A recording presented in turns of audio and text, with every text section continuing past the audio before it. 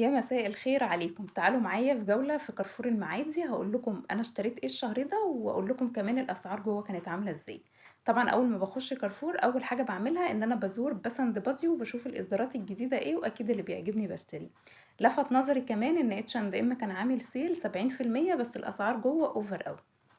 عجبني بقى أوي الباترين اللي برّه دي، وكان فيها مباخر حلوة جدًا، جدًا، فأكيد هارجع تاني وهاشتري منهم لإني ما كنتش عاملة حسابي. اعملوا لي بقى لايك وتابعوني على اليوتيوب وعلى الفيسبوك باسم منوعات بوسي، ويلا نبتدي جولتنا النهارده ونقول بسم الله. اول حاجه عملناها اول ما دخلنا كارفور، رحنا بقى قسم الادوات المدرسيه علشان نشتري الكراريس والكشاكيل بتاعه البنات، لان احنا كنا لسه نازلين امبارح، يعني الفيديو ده متصور الخميس، احنا كنا نازلين الاربع اصلا. كان في بقى الكشاكيل السلك دي من 50 60 54 جنيه. 60 ورقة 3 كشاكيل كان ب100 جنيه، والتلات كشاكيل ال80 ورقة كان ب54 جنيه، وكان في ب50 جنيه التلات كشاكيل اللي هو ال60 ورقة. فده اشترينا منه. دخلنا كمان على قسم الأقلام، في بقى الأقلمة كل الأنواع وكل الأشكال اللي تتخيلوها والألوان. أسعارها كانت بتتراوح إن الباكت كان 4 مثلًا أقلام والّا حاجة، بيبتدي من حاجة و20 جنيه، يعني 21 جنيه لحد فوق بقى، لحد وأنتم طالعين 100 وحاجة، وكان في باكيتات 4 و6 و12. القلم ده كان عاجبني أوي، كان العلبة بتاعته كانت 10 أقلام وكان ب130 جنيه، كان عاجبني خطّه أوي وكان عاجبني شكله كمان. خلّصنا ودخلنا بقى على قسم أو الأقسام بقى اللي هي الزيت والرز والحاجات دي. كان في كريستال دوّة وإحنا داخلين، كانت الإزازة ب180 جنيه، طبعًا أغلى من برّه ما اشتريتهاش. كان في الزيت الsmart ده 700 مِلِّي كان ب37 جنيه. حلو يعني، حلو للقلية كمان على الأقل، يعني حتى لو مش هنطبخ بيه أو نعمل بيه أي حاجة، حلو للقلية. كان في سندباد دوّة الاتنين الإزازتين ب75 جنيه، الإزازة 700 مِلِّي. فبرضه حلو، يعني سعره حلو وهو كمان فاتح وكويس، يعني حتى لو هنستخدمه زي ما باقول للقلي مش للطبخ حتى على الأقل، فهو أسعاره كويسة، يعني كان سعره حلو. ده أنا جبت منه للقلي. كان في الملح طبعًا ب20 جنيه ال3 عبوات الكبار دول. كان في كمان الرز اللي هو رز المزاج دوّة كان ب23 جنيه، حبايته حلوة، حباية الرز اللي هي البلدي ونضيف كمان، والعبوة كيلو، يعني كيلو صافي مش 900 ولا 800 ولا 700. فهو مكتوب عليه أصلًا 28 جنيه، فهو كان سعره حلو 23 جنيه. كان في كمان المكرونة الأصيل ب6 جنيه 95، يعني 7 جنيه، اللي هي ال400 جرام. كان في كمان الدقيق اللي هو الدراهم دوّة كان كتير أوي ب20 جنيه. الدقيق ده كويس. وكان في كمان نوع تاني اسمه زمزم ب25 جنيه كيلو برضه، ده كويس بقى، ده استخراج 72، وده أنا استخدمته في المعجنات اللي عملناها قبل كده مع بعض، حلو أوي، اداني نتيجة حلوة وعجبني كمان، فاشتريت منه. كان في كمان سائل الأطباق البريل كان ب65 جنيه، العبوة دي تقريبا 3 كيلو أو حاجة زي كده، 3 لتر يعني. وكان في كمان الجنرال بالليمون وبالنعناع وباللافندر، جنرال للدهون كان ب25 جنيه، كويس جدا على فكرة، أنا بستخدم الجنرال أو الكلوريكس اللي هو الخمسة في واحد، الاتنين حلوين قوي في الدهون، يعني بينجزوا معايا قوي حلوين. كان في كمان الدوف، عرضه كان حلو قوي، كان الاتنين ب105، شامبو وبلسم. في بقى كل الأنواع اللي هو لإصلاح الشعر وللشعر المجعد وللشعر الجاف ولتساقط الشعر، كان في كل الأنواع، ده أنا اشتريت منه. كان في كمان الكمين اللي هو الشاور، كانوا اتنين ومعاهم ليفة هدية، الاتنين كانوا ب45، أعتقد سعرهم حلو قوي. كان في كمان بقى أنواع شامبو كتير، كلير وبنتين وأنواع كتير، وهما كانوا عاملين زي ممر كده الشامبوهات اللي نازل عليها أصلا سيل من الشركة بتاعتها، فكان في أنواع كتير. دخلت بقى بعد كده الممر بتاع المسحوق علشان أشتري مسحوق، كان في التايد اللي هو ال6 كيلو ده، كان سعره هو 5 كيلو وعليه كيلو هدية، كان سعره ب240 جنيه. عايزة اقول لكم ان انا مؤخرا استخدمت التايد بس الجل عجبني جدا.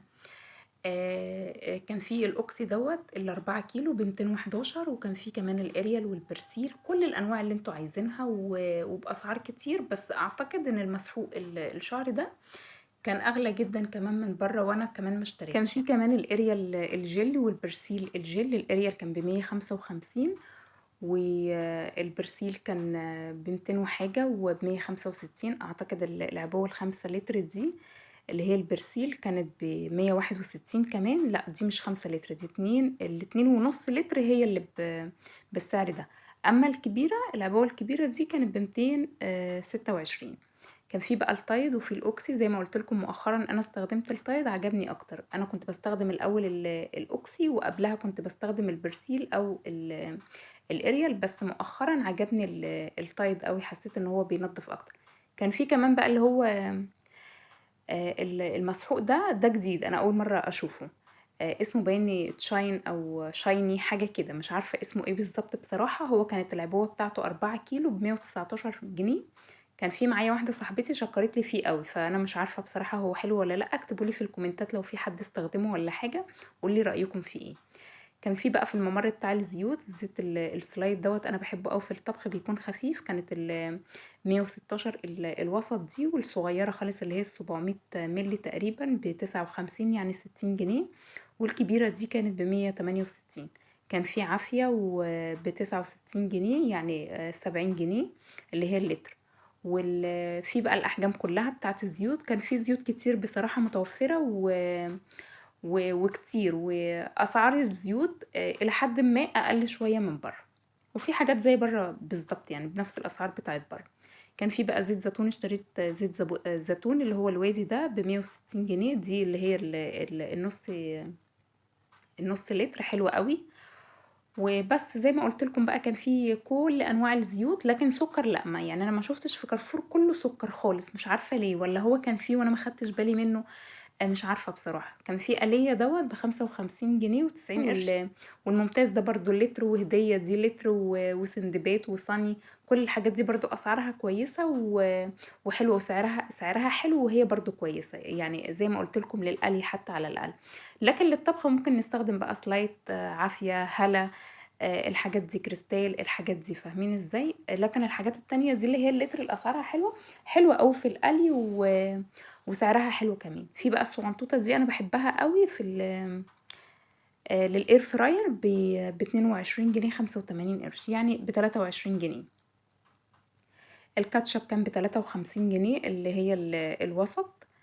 وكان في بقى كل الصوصات اللي أنتم عايزينها، البافلو والتشيدر والباربيكيو كل بقى اللي أنتم عايزينه. بقى المكرونة اللي هي الكايرو دي أنا استخدمتها حلوة، يعني أنا جبتها من كام شهر عجبتني، بس كان فيها عيب واحد بس، إن هي عايزة تستوي نُص سِوَى، لو سويناها سِوَى كاملة بتعجِّن مننا، فأنتم خدوا بالكم. هي سعرها حلو وفي نفس الوقت برضه كويسة، بس ما تسووهاش أوي. المَلِكة كانت الكيس الكبير كان ب24 اللي هو الكيلو، الكيس الصغير كان ب9 جنيه و90 قرش. في إيطاليانو كانت ب15 جنيه، وفي النوع ده برضه كان ب37.5.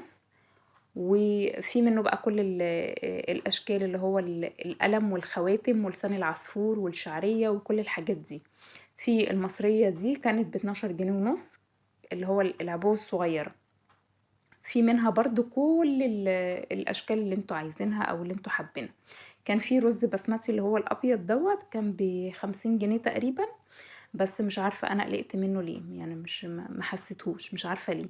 في أنواع بقى رز كتير. أنا جبت بصراحة رز من السايب اللي بره، هوريه لكم، كان حلو يعني. أنا مسكت الحباية بتاعته طويلة وغامقة وحلوة بصراحة، لكن ما جبتش من كل دول. حسيت إن هو زي اللي بره السايب، بس هو الأسعار بتاعته أعلى شوية. كان في النوع دوّة ب68 جنيه، ده برضه حبّيته عجبتني يعني، بس أنا مش عارفة أنا ما جبتش منه ليه، وجبت بس من السايب اللي برّه. كان في بقى عطارة الضحى، كل الحاجات. أنا خدت من العطارة بتاعة الضحى دي حلوة أوي، أنا باحبها، بتعجبني بصراحة، ريحتها حلوة أوي. وفي بقى عرفة برضه، كل العطارة اللي أنتم عايزينها. نيجي بقى للزبدة. المراعي دي كانت ال200 جرام ب119 جنيه، ودي صدمتني شوية لإن هي 200 جرام سعرها غالي أوي. دي بقى أوزان، الزبدة دي أوزان، يعني دي كانت 145 جرام أو 1045 جرام كانت ب134. لمّا شميت ريحتها، ريحتها كانت حلوة جدًا على فكرة، يعني قريبة أوي من اليوزرلاندي والزبدة الحلوة، فاهمين إزاي؟ فعجبتني، لكن ما جبتش منها، لإن أنا كان عندي زبدة. في بقى المكسرات بتاعة أبو عوف دي أنا باحبها جدًا، بتكون طازة وطعمها حلو كمان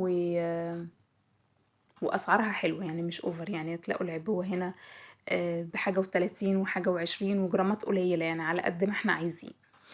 ال المجمدات بقى أو اللحوم المجمدة والحاجات دي أو المصنعة أنا مش ما ليش فيها أوي، يعني ما ليش فيها أوي، بس حبيت أصور لكم كده سريعًا. أنا مسكت الكيس ده كده لفت نظري شكله، بس أنا مش عارفة هو حلو والّا لأ. أنا مش باشتري مجمد خالص ولا لحوم مصنعة، باقلق منها وباخاف منها، بس يعني وريتكم كده، صورت لكم كده يعني وأنا ماشية.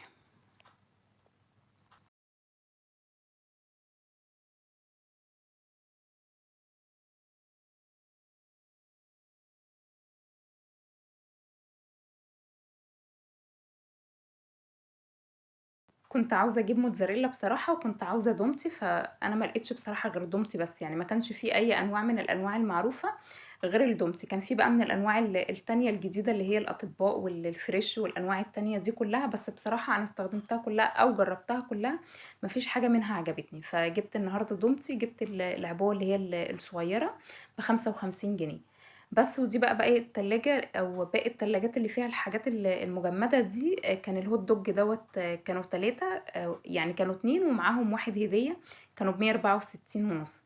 فأنا مش عارفة فيهم، يعني أنا مش بجيبهم زي ما قلت لكم، فمش عارفة يعني أسعارهم حلوة ولا أسعارهم وحشة، إيه الأنواع الحلوة فيها وإيه الأنواع اللي مش كويسة فيها. فأنا مش عارفة بصراحة، بس حبيت أوريكم كده وأديكم خلفية عنها. في بقى كريمة الخفق وكريمة الطبخ. الجهينة الكبيرة دي كانت ب130 جنيه، والمراعي كانت ب125، والجهينة الصغيرة تقريبا كانت ب78 جنيه، واللي هي ال500، والصغيرة خالص كانت ب34 ونص.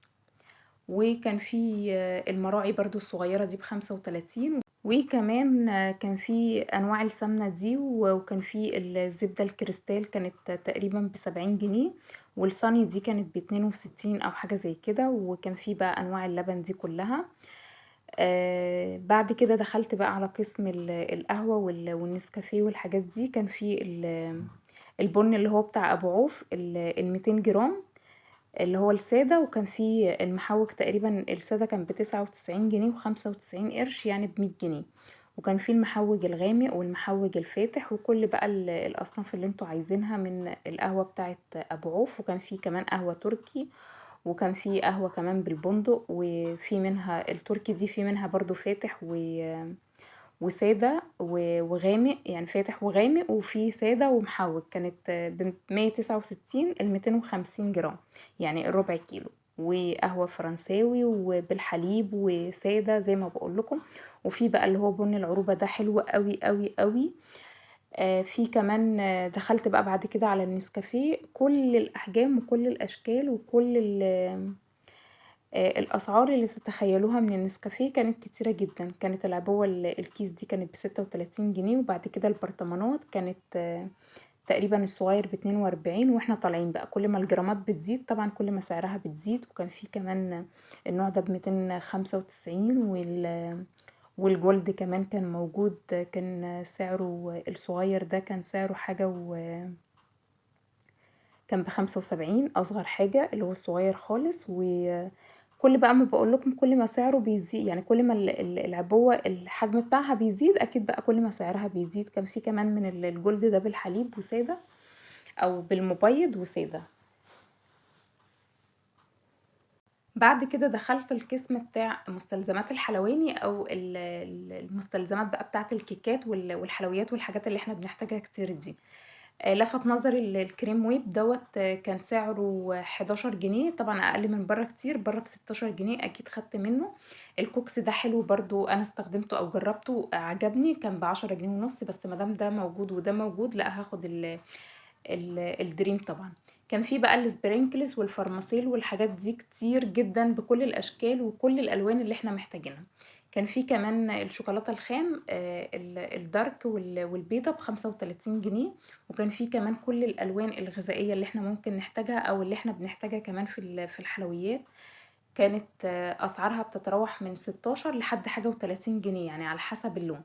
كان في كمان الصوصات، كل الصوصات بقى اللي احنا محتاجينها برضو في الحلويات، او اللي احنا بنحتاجها او اللي انتم ممكن تحتاجوها، زي البلوبيري والشوكولاتة الدارك والشوكولاتة الحليب وكمان الفراولة وأنواع كتير. يعني كل الأنواع اللي انتوا محتاجينها هتلاقوها، وكل الأحجام كمان. وأسعارها كمان كانت بتتراوح ما بين 12 ونص ولحد حاجة و30 أو حاجة و40 جنيه. دخلت بقى على أهم قسم، وده اللي أنا بخليه في الآخر خالص، لأن أنا بقى بكون اشتريت حاجتي كلها وبركز بقى في الحاجة اللي أنا محتاجاها في العطارة. العطارة هناك اللي بيعجبني فيها ان انتوا مش متقيدين ان انتوا تشتروا كيلو او نص او ربع. هما الاسعار اللي مكتوبة دي خدوا بالكم سعر ال100 جرام.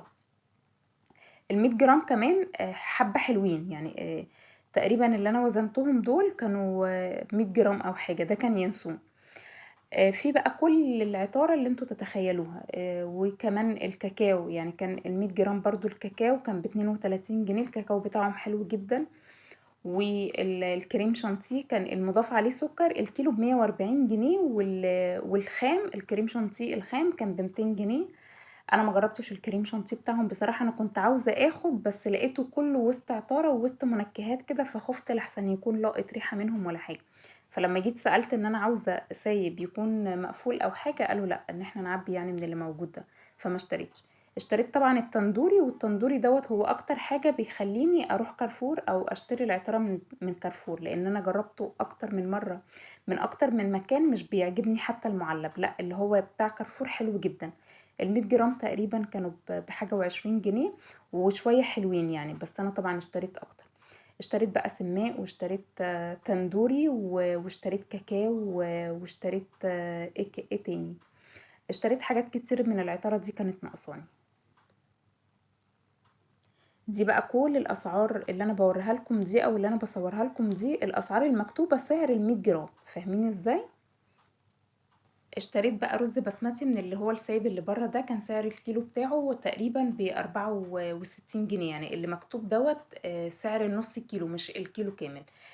الحباية بتاعته عجبتني اكتر من المغلف اللي جوه. الاكياس المغلفة اللي جوه او الانواع اللي كانت موجودة جوه ما كانتش عجباني. الحباية بتاعتها كانت صغيرة، ده حبايته اطول واحلى، هي كمان مش باينة في التصوير، يعني في الطبيعة كانت احسن. اشتريت طبعا دورة فشار، ودي بقى كل الانواع بتاعة المكسرات اللي احنا ممكن نحتاجها.